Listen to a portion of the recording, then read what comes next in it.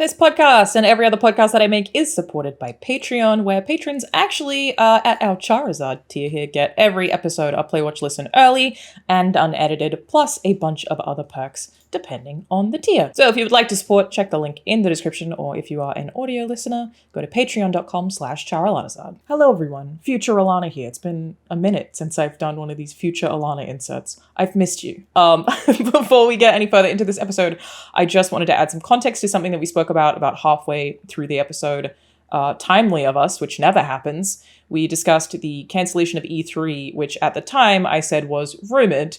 That has now been confirmed. E3 this year has been cancelled. So just before we get into that conversation, I wanted to just address that we recorded earlier in the week before the news of the cancellation, which the official statements from ReedPop said, they were sorry that they had to cancel and that they felt it was in the best interest of representing the industry correctly. If you're watching on YouTube, I'll leave a link in the description. But essentially, just wanted to let you all know that has in fact happened.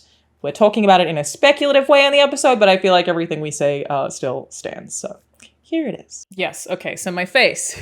That's why I have. Yeah. Let's talk about this a lot. All right. Here. Yeah. So my boxing match is April 15th. TheCreatorClash.com. You can get tickets. We've spoken about it a few times. But I'm just at a point now where I either have like a split lip or like a busted eye like I have right now. I literally just came from boxing, like walked up the staircase to do this podcast. So I'm super sweaty. I just got hit in the face a lot. It's happening. Things are happening. So is that, so here's my question that given the context of these bruises, I feel comfortable asking. Go ahead. Is it an interesting creative challenge learning how to do makeup to kind of minimize things like that? Is that in itself an interesting kind of thing to go through? Never tried. I'm not wearing any makeup right now. Oh, you're not? Oh, no. Sorry. Okay. And I thought that I think makeup's really cool. Like, I'm very pro makeup. I think I've spoke about this with Austin on an episode before. I think makeup's really cool. I think it's a cool form of self-expression. It's a whole art form, right? I think it's rad. I like watching people do cool makeup. I'm always impressed when I speak to a makeup artist. And it's not that I'm not interested or I don't like it, but I'm too lazy to really do a lot of it. Like, right. It's not laziness. It feels like efficiency. Me too. You're just naturally beautiful. What do you need it for, I can't, this just, it just happens. I just got this natural glow. Yeah, it's amazing. It's maybe it's Maybelline. No, I think I just have trouble, like, prioritizing hair and makeup. Like, again, 2 minutes ago, my hair was just above my head and all I did was pull it down. So it's all sweaty and, like, it's stuck like this because it's just sweat. You look like a mess, I'll be honest. I feel like a mess. The eye is, it's wild. Like, I feel like people must see Rahul and I walk around and be like, oh, yeah?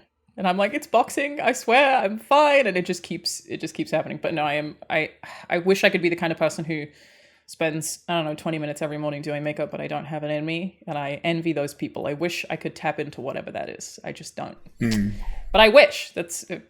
I'm sure there's an interesting form to doing that. Like when we have Creator Clash, the Saturday night is the fight. Sunday, there's a gala.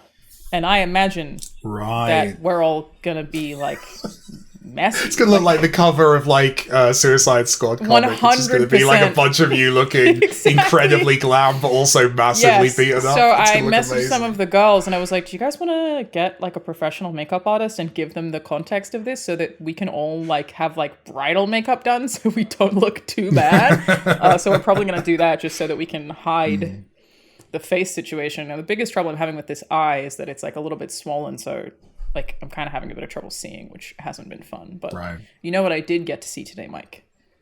Go, tell me. I'm really proud of that segue, which I haven't even segued yet. I did get to see I'm excited. New gameplay of The Legend of Zelda, Tears of the Kingdom. Yes, looks good. Did you watch it? Looks good.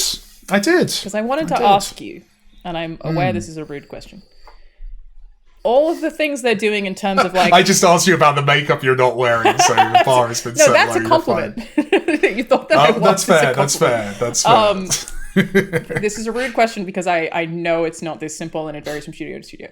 What we're seeing for Tears of the Kingdom in terms of like, and now you can combine these two weapons and create a new weapon. Yeah. Or now you can combine these 3 items and put a fan on it and it makes a raft.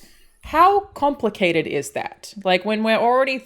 I'm already thinking about how impressive the physics were in Breath of the Wild, and now they've got weapons and vehicles that you can combine seemingly based on anything. I feel like maybe some of the gaming community might underestimate how difficult that is to program, because there's all these accusations of it looking like DLC, which I guess is a thing we now just say for sequels. But how do you... I've definitely made that mistake on the podcast before, so you have in actually, relation to games that was a tough one. People on the... Yeah, that was... I apologise. I don't know how to phrase the question. How is it hard? How do you make a game where it can combine anything? So, the honest answer, if you'll allow me to indulge in it's... Yeah, so the honest answer is to get it on its feet, not that hard. And this is something that genuinely is one of the big indie benefits that people don't really know about. Is if you wanted to put that together jankily, like, make like a Gary's mod style kind of thing, where it's like, yeah, we plonk stuff together and it just works, and there's lots of gameplay opportunities and blah blah blah.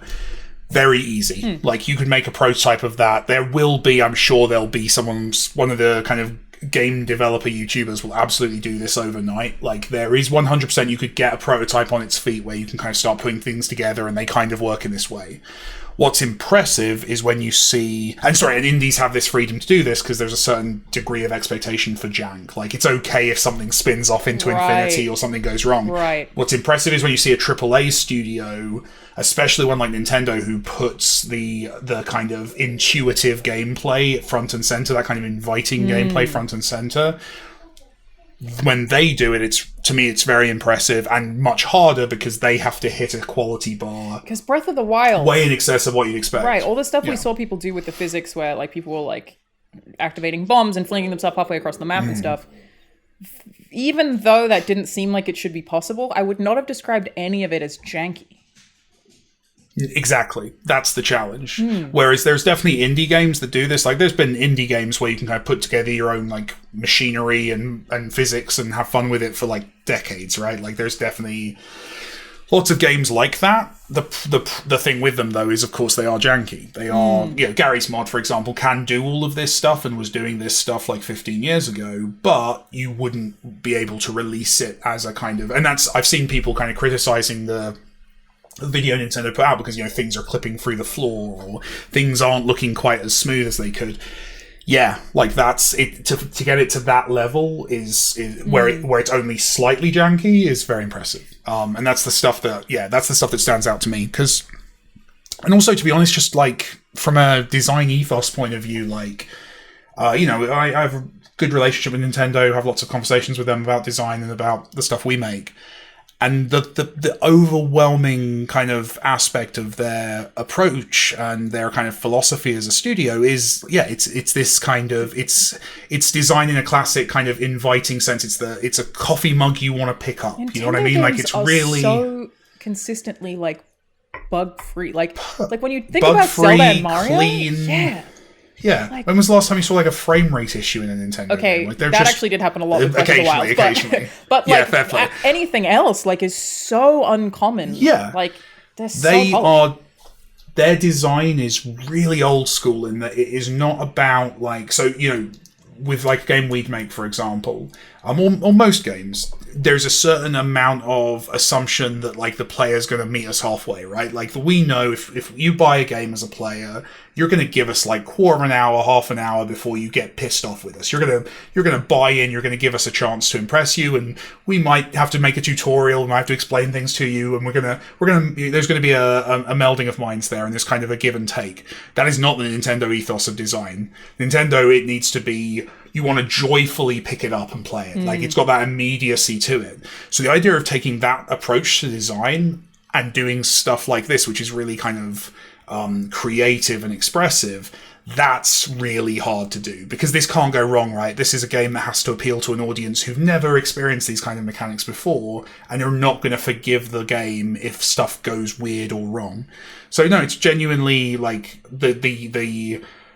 the level I know they will be taking it to in terms of the design of the experience. That's what's impressive, and that's what's really hard. You're gonna, like I said, you'll see YouTubers or YouTube game developers 100% have made like the fan and the raft bits, and you can plonk them together. Right. That takes a day to prototype. It's the layer on top of that makes it actually like work in the whole Nintendo open quality. World. Yeah. So what is that, QA? Like, what is it that makes it partially. Work? playtesting, design. I mean, to be fair, a lot of Nintendo's approach is just really good design up front. Yeah. Like lots of really intuitive, smart designers at the front. And then, playtesting it, putting it in front of people, and then, QAing all of the many bugs out of it, which isn't, it's probably that's the other thing. Like, it's probably massive for something like this. Like, I mean, open world in general is crazy from a QA perspective, but open world where the player, if you're testing something, this, but I'm talking past you, right? Yeah. Like but like QA for an open world game, like if you've got 10 guns in your game, the QA person will have to run around the entire game world with every single gun that's in your game, shooting at things and seeing if anything goes wrong. If there's a specific kind of armor you can be wearing, they have to go around with all of those guns and the armor or not the armor, so that doubles the work because they have to kind of accommodate that. How all of the combinations people could come up with here, you literally technically can't. It's impossible. You couldn't test it, so it becomes a case of how do you even test for that process? How do you check that? It's funny when you talk to designers who've worked on like mega games, so like the No Man's Sky team, for example, like their QA process. Yeah.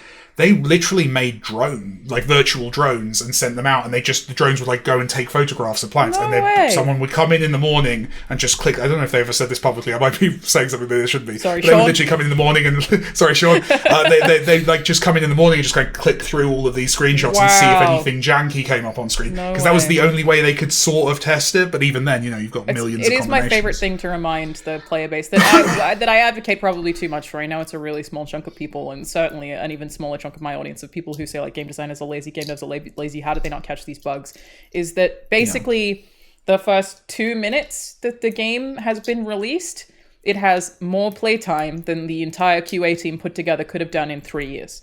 Because the amount of people, you can get thousands of hours just from the amount of people that are able to play that first minute. It's impossible for a QA team to ever get the amount of playtime as the audience, so it's just impossible to find every bug, which it seems so obvious in retrospect. Like that's the thing with any bug, is once you know how to reproduce a bug, it's the most obvious thing in the world. And I've been on the receiving end of that, where we've made a game, put it through QA, released it, and like you say, like because of the number of people playing, this bug is happening 1% of the time. Shit. And then you have to kind of deal with that, get the patch done. Figure out the patch how. takes time to do and has to go through a process, and there's a million bits of bureaucracy between you and that patch hitting a player. So it's an experience. My favorite pre-release bug that we had, which I won't detail too much because again, I also don't know if I'm allowed to. I think this is probably fine. Is there was a thing that accidentally increased Atreus's walk speed. So you could lose him in the level because he was walking too fast. I was a really big fan of that. But there are also like all of these pre-release, like I don't know how many builds I would have played, like 10. I don't know, a lot. And I really miss all the times when there were certain like bugs or things that weren't implemented that I was really fond of, like the opening of Ragnarok when none of the wolves had any animation, so they were just sliding and didn't have any facial expressions. Like all of that stuff is like, it's got such a nice place in my heart, and it no longer exists because you have to like delete all of the builds. It's the notes as well. It's like the note from the programmer going, "Don't ever turn left. If you turn left, it'll crash the game." These kind of archaic rules you have to follow when playing those builds. And again, it makes me sad that they're gone, and that's why I really appreciated that week that we had where somebody tweeted a dumb tweet, as they do each week, about saying graphics are the first thing done in the video game, where in retrospect that was obviously bait, because of course that's not true, but it did make all of these studios release like really early builds of games, and it was such a fascinating thing to see, and I wish we could do more of that. And also a credit to the indie space is that a lot of time you can see that, whereas AAA's still just so secretive, which is such a bummer. It's my favorite. One of my favorite kind of talks I've ever been to was, I think it was at DICE Europe or something one year. The creative director of Horizon just basically just showed videos of basically like a time lapse of like from the very first prototype with like 2 Killzone guys running around fighting a big lump of cubes that was the dinosaur. That's awesome. All the way through, like just showing like 10 builds or so of just kind of showing that iteration, showing the character's hair get longer and then shorter again and then longer again. All of that stuff, like just seeing that at AAA scale is just so impressive and interesting. So yeah, it's fun. But I love it. I have to. Can I say that? I don't know if I can say that. Really, for a reason that for a reason I can't say. I had to look back at a bunch of early stuff from Tron Identity today, and just looking at like how the UI looked, 6 months ago and just going, oh, that was an interesting choice. Why did we get rid of that? That looks cool. Oh, we got rid of that because it broke this thing. And, you know, it's all of this.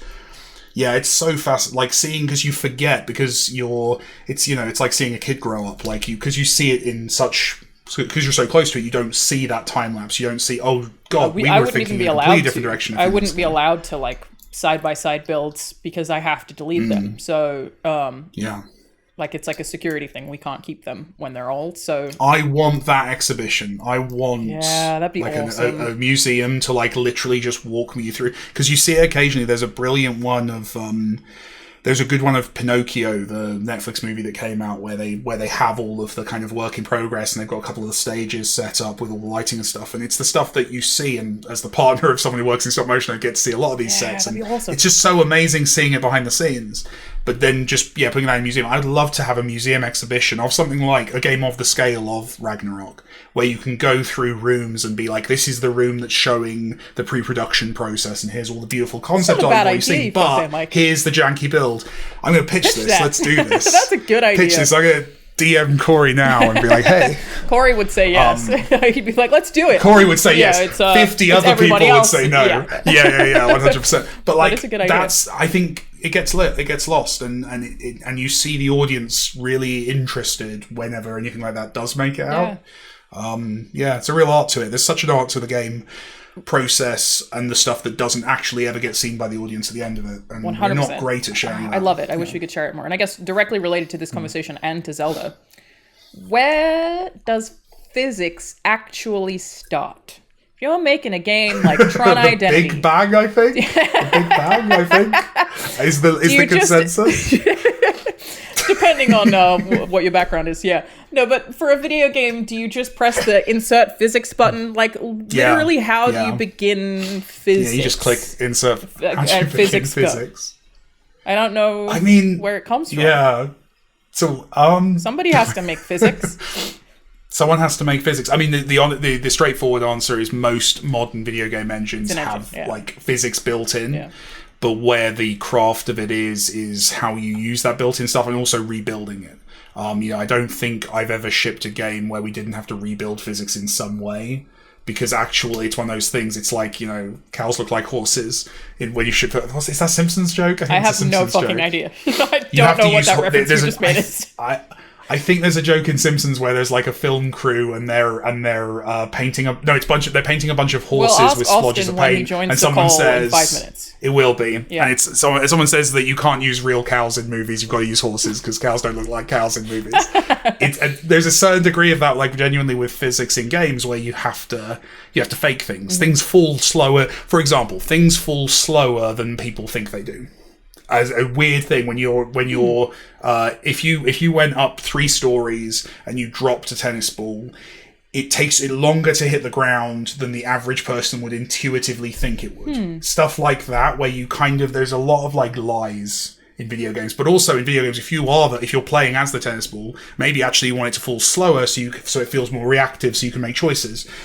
So there's a whole layer of bullshit, basically. There's no such thing as just plug in the realistic physics and you're away. It's always lies. It's always you're always having to like make stuff up. But then, it's basically just maths. It's just force applied to objects and then colliders on those objects. That's most physics from a video game point of view. Force and collision, and both those things are very, very hard to do. It makes it sound like it's constant, and I know that it's not, because I know the physics evolves. Like when you say it's just math seems like a constant that never changes. But I know that's not the case in video games. Well, what's really changed is fidelity. Right. Is the detail of the simulation. So if you think back to like Half-Life 2, for example, there's a lot of crates, a lot of cubes, right? Very simple shapes. The easiest thing in the world from a physics point of view to do mathematically is a sphere. So you see pool balls, very early physics in games was like snooker tables and stuff. Monkey ball, right? That kind of like those early games, spheres are just very easy mathematically because you just need to know the point at the center and the diameter, circumference. Diameter, radius. I always get those two confused. Yeah, you always, as long as you know those things, you can do we clearly physics, because two spheres hitting each other it's a just point. It's simple maths, yeah. But my point is, that's very early. Then you get to cubes in Half-Life 2. And now you get to things where you can have like complex mesh colliders, or you can have collisions that change shape over time. So if you've got a character moving, historically it would always be a capsule, so it'd be like a big cylinder that represented that character. I think a lot of people will have seen, like in behind the scenes of games, like this weird kind of wireframe cylinder around a character. That's that's the simplest kind of way of representing a character in physics. Now you see, people actually simulating the physics of an object, of a body and stuff like that. So it's fidelity. It's the maths hasn't really changed. It's just how much maths you can do. So how many sums you can be doing, how many things you can have colliding with each other. Also faking it as well, because it's video games. So a lot of really complex physics. So if you're in a game and you see like a massive complex structure collapse, often that'll be like pre-baked. So that will have been a complex physics simulation that was done offline, rendered and saved, and all of that data about how things would move is then just basically being played back to you. Stuff like that. I think something that I've found when we talk about faking stuff, that how long have I been doing this for 3 years now? The thing that I found difficult to hear, like on YouTube videos or whatever, where people talk about like dumb decisions in game design. It's something that I just never stop watching those videos. It auto plays, and it's actually usually like the one that I watched recently was from an outlet that I really like. I have friends who work there. I like them, but I was like, you don't understand, and I think. It's a really interesting one that like I hesitate to even really talk about, that I probably wouldn't talk about outside of this podcast. On a regular YouTube video, people would just get really mad, but they understand. If you're watching this is what you signed up for. Is people talking about dumb game design decisions because they're like, this logic doesn't make any sense. Why would this door be here if you can't open it? And so many, that's a really bad example, but so many of those things, my response is, it's there because you don't actually care about it. Like, it's there because player satisfaction tells me that even though you can say this is illogical, this thing, that doesn't make any sense. Why would I go to this vendor for this? Because that's more satisfying to you as a player.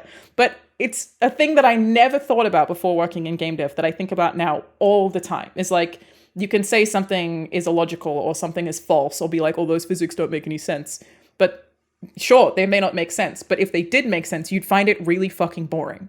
And it's a really weird thing to have adjusted to be like, sure, you can make a million videos about that not making sense, but I promise if you take it one step further and think about if it did make perfect sense, you would find it dull, boring.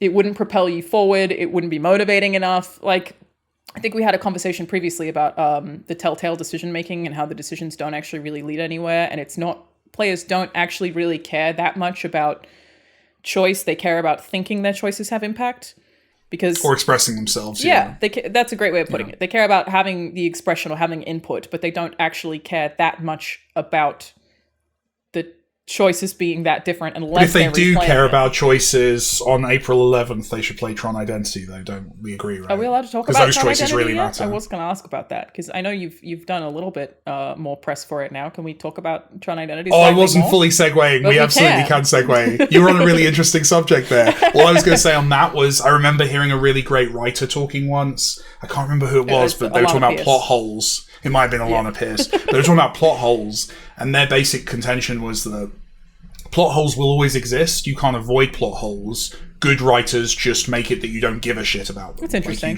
Like you're paying attention to other things. I think we have. Unfortunately, there is a stream. Your answer was in your question, the statement you said, because you said, well, you can make a million videos about nitpicks. It's like, yes, you can, and they are, and that's and like, they will. It's very easy content, yeah.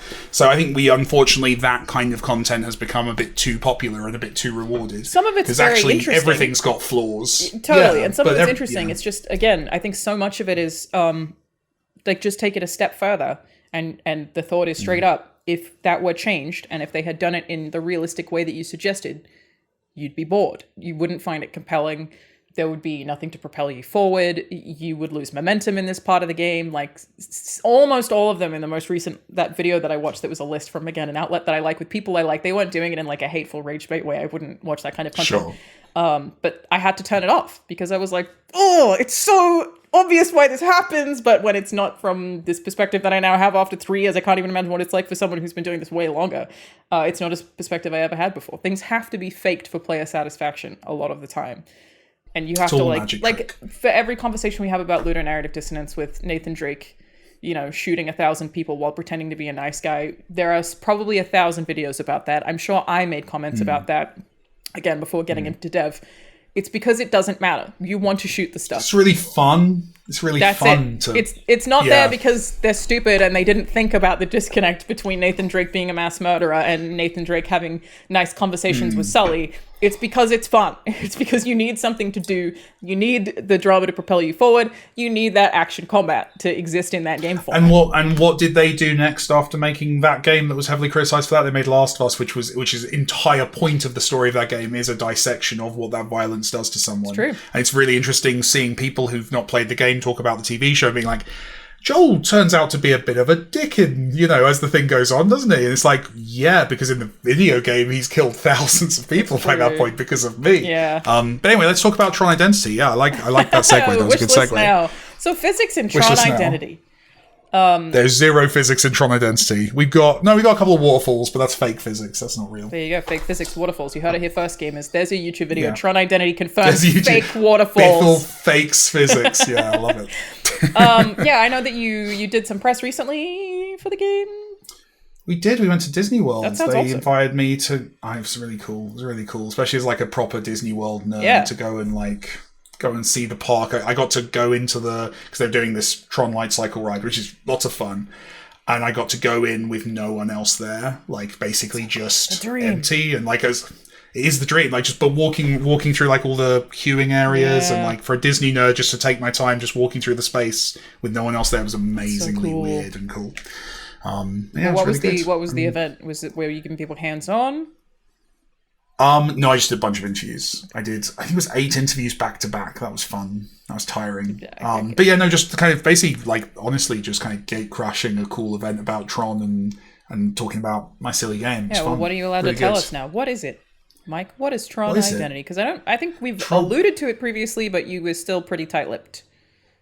Yeah, because I think the last time we talked about it would have been when we did the teaser release. Mm-hmm. So it's honestly, if people have played like Subsurface Circular or Quarantine Circular, it's kind of what if that, but Tron, and we had like the resources to go and make something really interesting with it. And I think that's where we basically have gone. What if they haven't played those games?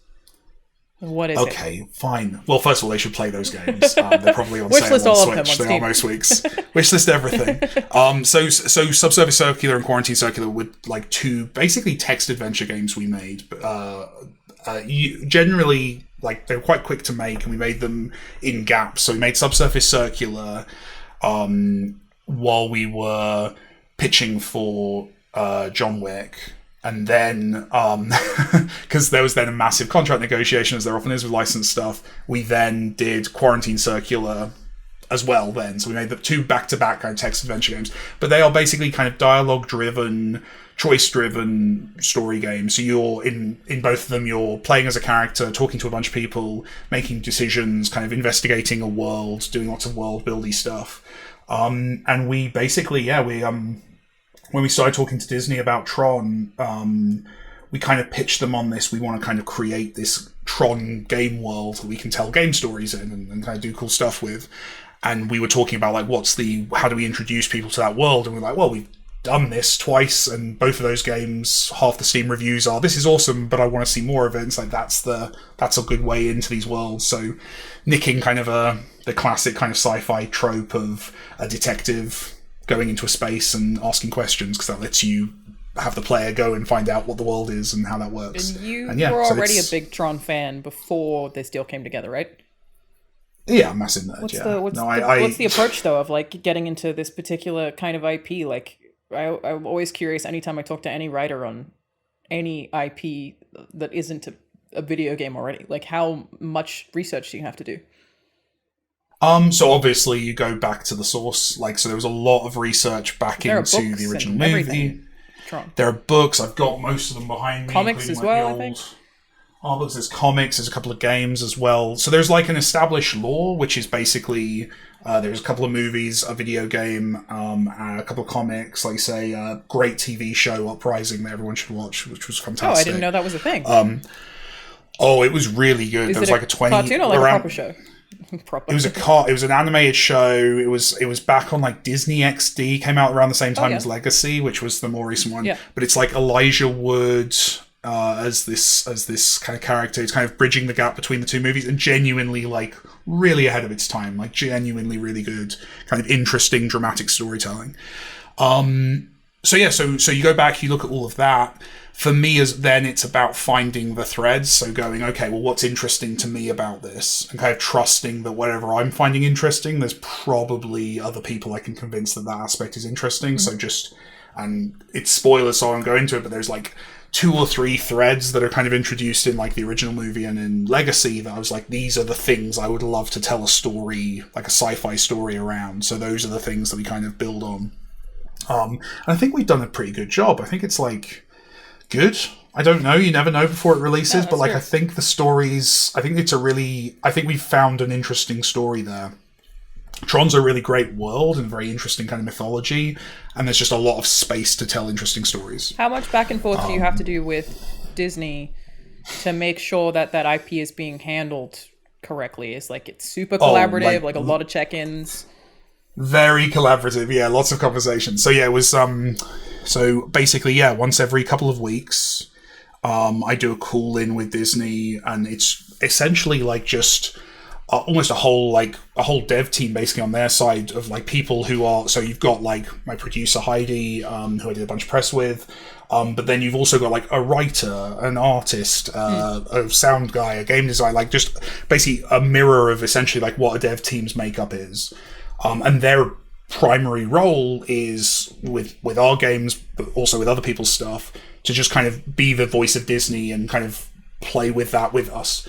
And it's crazy. Like, Disney employed writers and artists. Oh, that's interesting. So they kind of, and it's really cool because they're like consultants for each of the creative departments, but on the Disney side, not working on the game. Consulting on. I mean, they're working with us on the game, but yeah, they're not internal. So, for example. Yeah, so for example, but they're not. So for example, there's a great writer over there, and he works with a bunch of the different projects that are currently in production, of which our stuff is some of it. And he's writing stuff. He's writing for the parks. He's writing stuff for Disney across the board. Like he's doing various different writing things at Disney. He wrote the queue for the new Guardians of the Galaxy ride. So as I was on the queue, I was like hearing lines from Chris Pratt. And I was like, that sounds like a line he'd write. That's one of his. Cool. But that guy can give me feedback. And what's brilliant is he can give me feedback that's like, oh, well, when we were doing the Indiana Jones ride, we had to solve this problem in this way because we knew the people on the ride weren't going to look at that thing, they were going to look at this thing, so we had to kind of do the story into. So he'll have all of this kind of weird insight into like the Disney way of doing this. And then he kind of bounces that off me, and then in return, I walk him through what we're trying to do, and there's kind of a really nice back and forth. That's really cool. And that happens across all the departments. It's really like it's genuinely it's like going to school. It's fantastic. Totally. It's such an amazing opportunity to learn from them. So I do that every couple of weeks, and I'll update them on where we are with things, and we'll kind of bounce stuff over. And obviously, there's milestones which are a big chunk of stuff to go over with them, but generally it's just kind of a back and forth. Hey, here's a thing we're thinking about, and then also on top of that, like all of the franchise people and the people elsewhere within Disney who are focused on Tron stuff. So there's just really cool back and forths across the board. That is and cool. I'll go over to LA once every.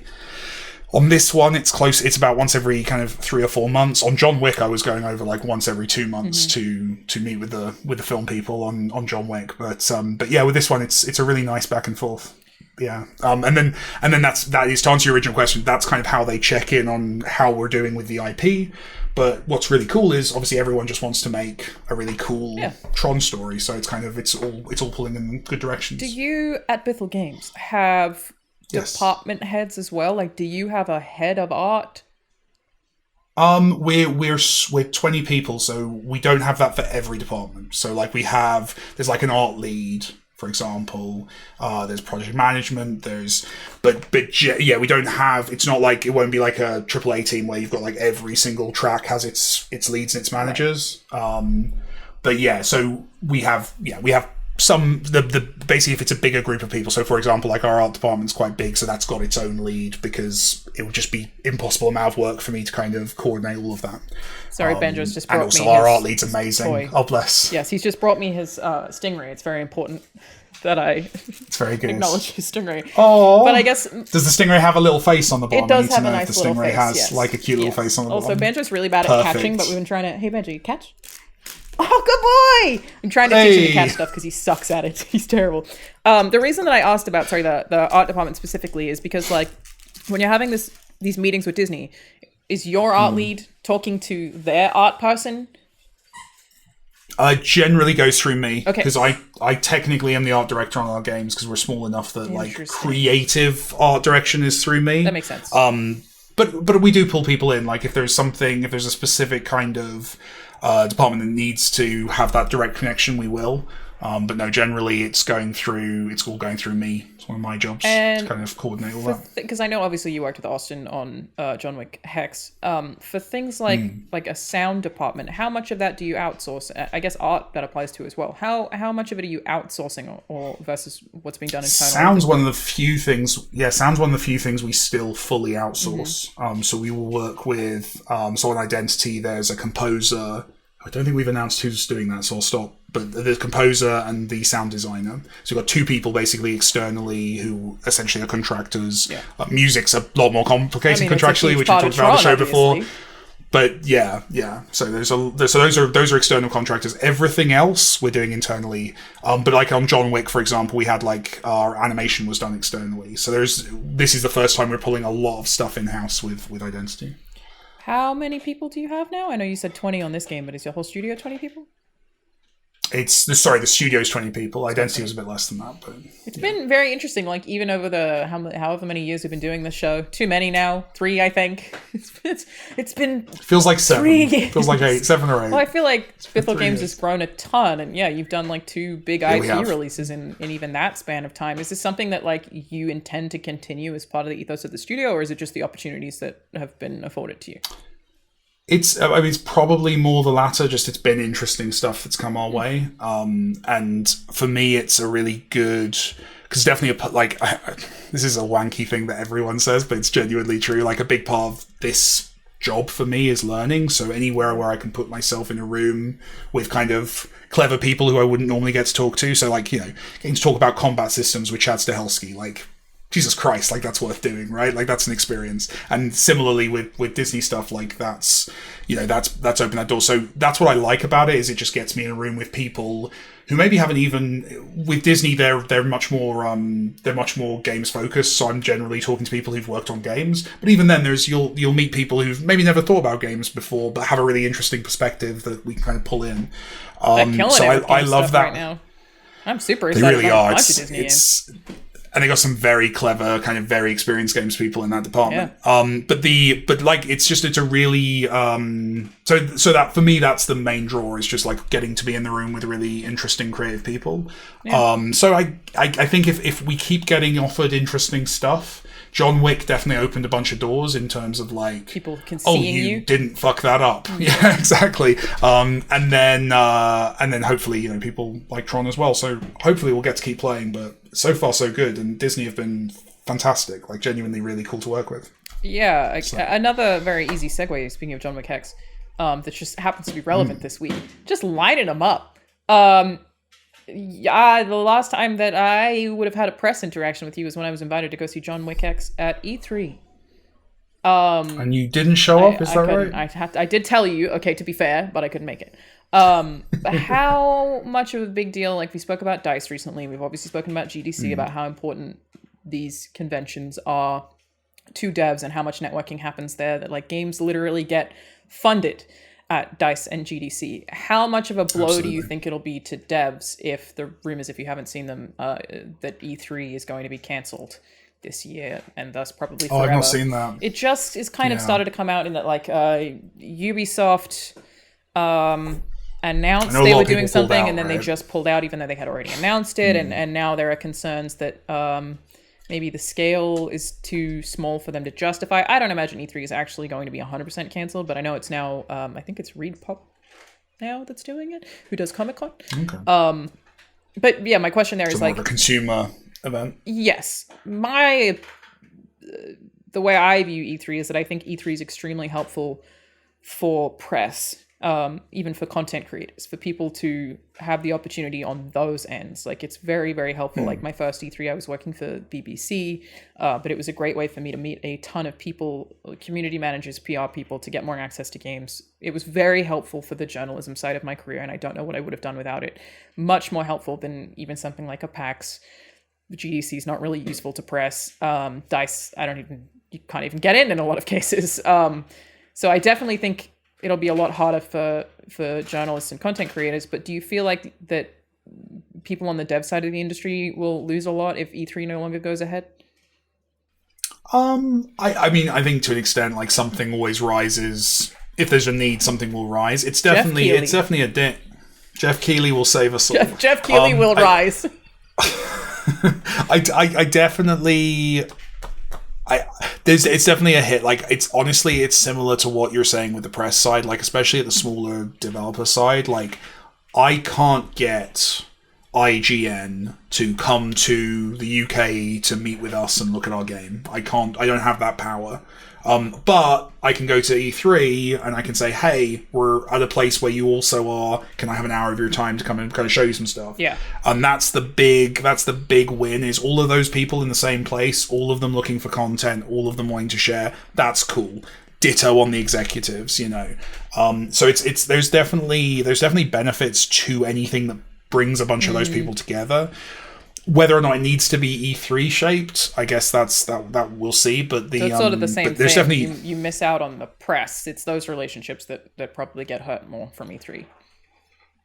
Yeah, that's the ding we would feel is, you know, and it just becomes a case of you have to find other ways to talk about stuff, because obviously all the big publishers and the big platforms and all this stuff, they're fine because they can throw their own Somebody event. working at PlayStation, Nintendo Direct. I'm not concerned. I think we will be fine without but actually also potentially better because they can control the message, they timing. can control the pacing of that message, the timing of that message, how that message gets out, who that message gets out to, the kind of, they can own a day. You know, if you're doing the big PlayStation event, you can own that day with the press, and you know you'll get coverage.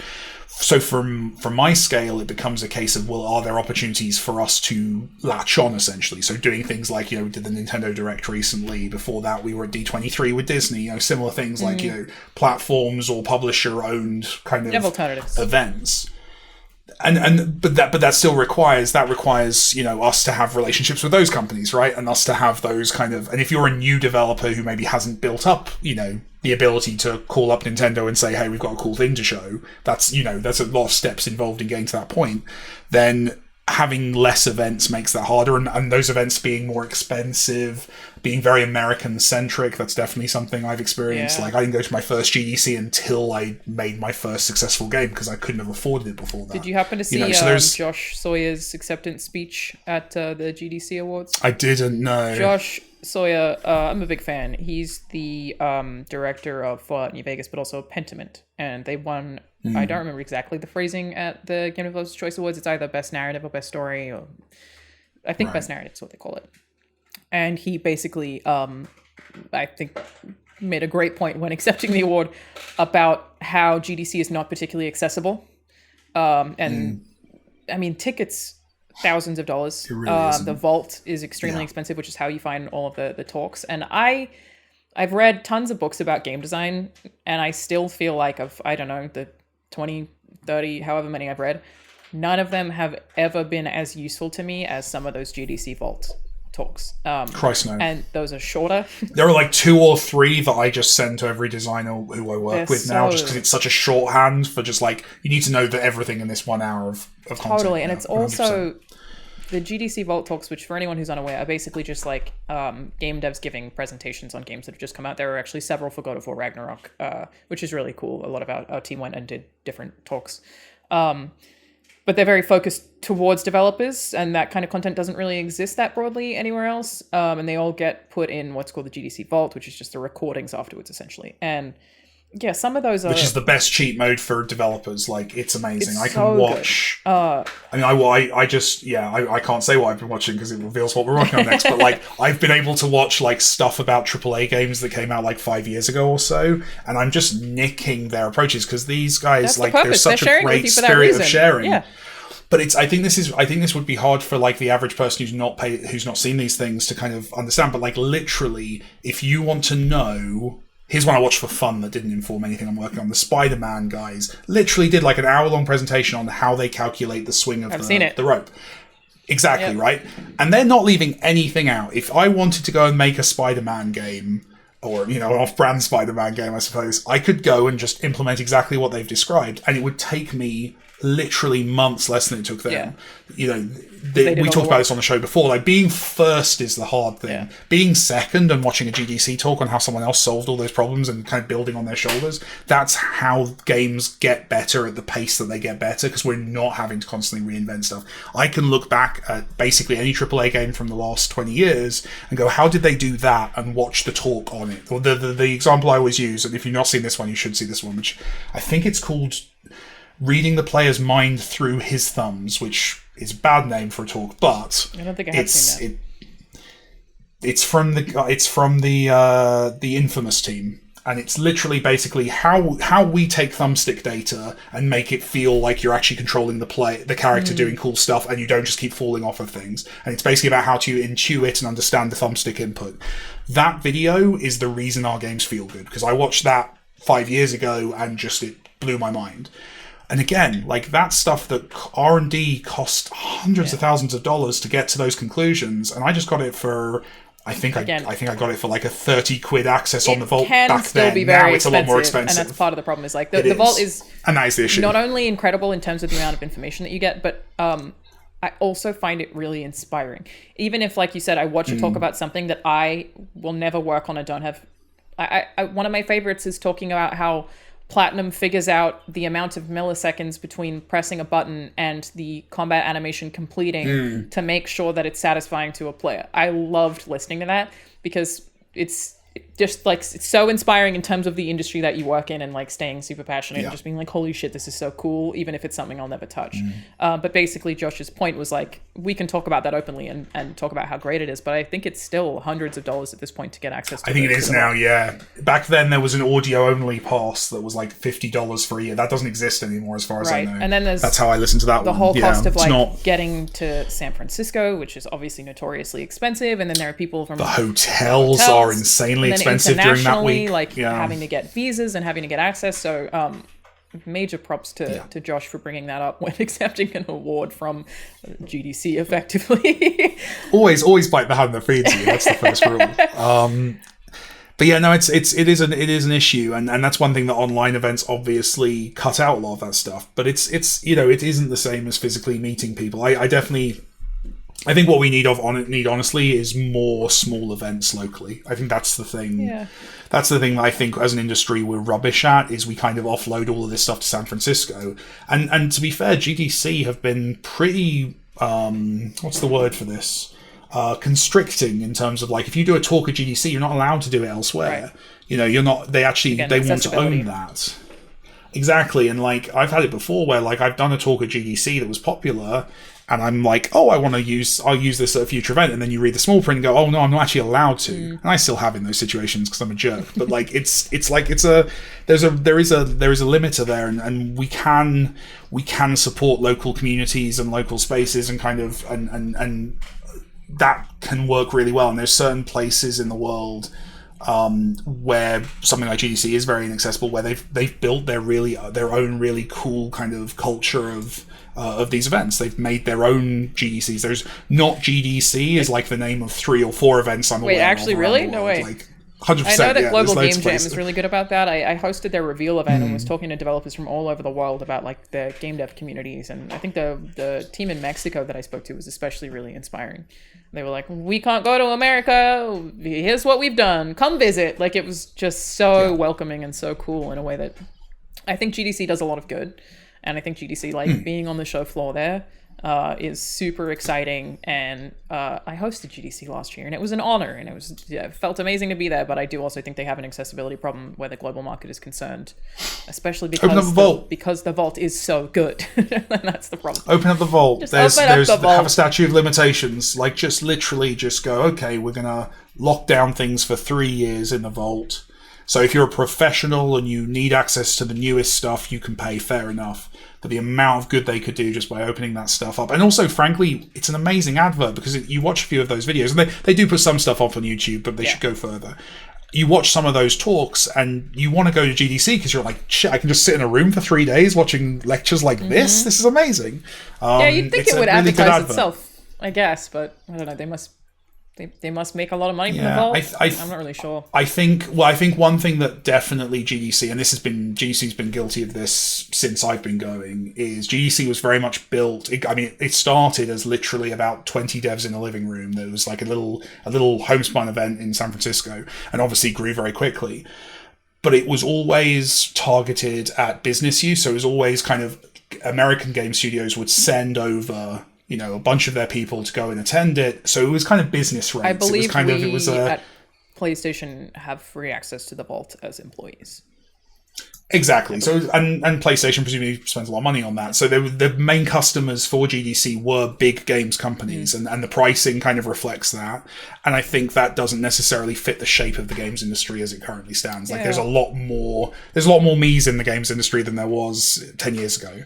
So I think having that stuff open up, and frankly, I'm in a very privileged position now where my company's doing well, so I can afford to go to GDC and I can take some of my staff there and stuff like that. But like, there's definitely lots of indies who are not in that position, and honestly, it could be looser. And I think you wouldn't lose much. I think you'd gain a lot. Totally. Because the other thing is a lot of business now relies on that. If you're not at GDC pitching, then you are missing out on an amazing amount of stuff. We had we've had people we've been demoing our games at GDC for a long time, and we've had really good deals and stuff come out of that, and relationships, and it would be cool if that was more open to other people. The one thing I will say on that subject is you can do that stuff without having GDC pass, which is quite nice. Yeah, you just we've have certainly to been be guilty there, of that occasionally. right? You just have to be there, your but then you're E3 still thing, paying you for travel, weren't at you're still E3. paying for a hotel. The John Wick Hex thing, We you were not weren't. on the show No. floor, which is, I guess, the same thing. That's why you refused to come. You were like, I'm not leaving. I have the to show walk floor. 10 This minutes is where to the news Fig. is. I think you were at the Fig. I am saying where the news is. Yeah, it was the Fig, I think. Yeah, I refuse. Yeah, it's definitely a bummer, and I think the E3 situation again. I think it would be a lot harder to break in as a journalist, because I felt like that was really important to me, and I think also with Twitter changing a lot, it's really hard for me to give advice on people who want to get into games media now, because the way that I did it is now very different, and I think that sucks. Like that morally feels shitty, that I don't feel like the advice that like my advice was go to events and meet people a lot, and now I think that's a little bit harder to do without a thing like E3. To an extent, that's an inevitability, right? Like as you get older and more experienced, you are like I get asked by indies for advice a lot, and my honest answer is I don't. Nothing that I experienced 10 years ago is relevant to your experience. It's a bummer. And that's just... It kind of is just... It's I guess it's progress. Yeah. Something about TikTok, probably. Probably do something on TikTok. That's probably what it is, right? That's the advice. TikTok. I don't know. Yeah. TikTok. Use TikTok, whatever. Do one of them. Do one of those Instagram stories or something. I don't know. I heard it here first, ladies and gentlemen. All right, I have to run to a meeting. Business. We've got your business down. I do not. No, you do not. Austin was going to join us, but I'm guessing he got caught up, and Troy is unavailable right now. But I'm Alanah Pearce. I'm a video game writer. That is Mike Bithell. He is a video game director and Wishlist Tron Identity on Steam and Switch. April 11th. Boom. Okay. April 11th and 12th in some territories, apparently. Cool. Time zones. How do they work? I don't know.